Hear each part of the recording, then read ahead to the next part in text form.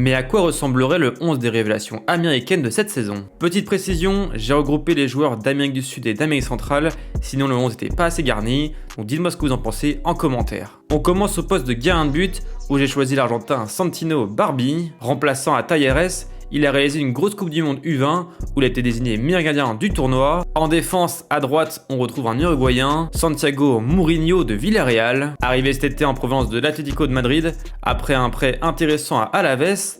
Le latéral droit a réalisé une saison pleine et a été sélectionné pour la première fois chez Léa et il sera forcément à surveiller lors de la Coupe du Monde cet été. Dans l'axe, un autre joueur de Liga, Victor Reich de Girona. J'ai un peu triché car on avait déjà commencé à en entendre parler à Palmeiras, où il a été recruté par Manchester City, mais cette saison, le défenseur central de 20 ans a vraiment été très bon, à tel point qu'il a été sélectionné pour la première fois par Carlo Ancelotti. À côté de lui, un défenseur de Bundesliga, Noah Kai Banks. Formé en Allemagne, le néo-international américain a tout simplement été impressionnant à seulement 19 ans, très bon dans les airs grâce à son 1,93 m, il a un énorme potentiel. Et enfin, pour compléter cette défense, j'ai choisi le latéral gauche équatorien de Genk, Yeimar Medina, arrivé il y a un an de l'Independiente, reconnu pour très bien former, avec notamment Willian Pacho.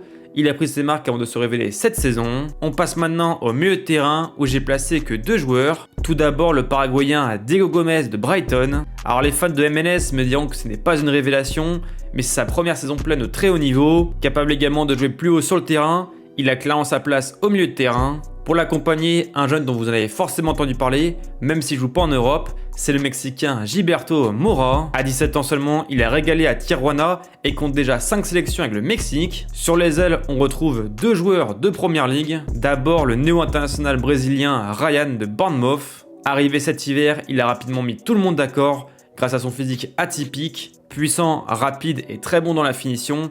Il pourrait être la révélation du mondial cet été. De l'autre côté, un second équatorien, Nilson Anjolo. Lui aussi est arrivé cet hiver en Angleterre, mais n'a pas encore eu l'opportunité de réellement se montrer avec Sunderland. Par contre, sa première partie de saison à Anderlecht a tout simplement été exceptionnelle, avec 6 buts et 5 passes D en 22 matchs. Et enfin, pour terminer, le duo de devant. Le premier forcément, c'est Joaquin Panicelli. L'Argentin a martyrisé les défenses de Ligue 1 en inscrivant 16 buts.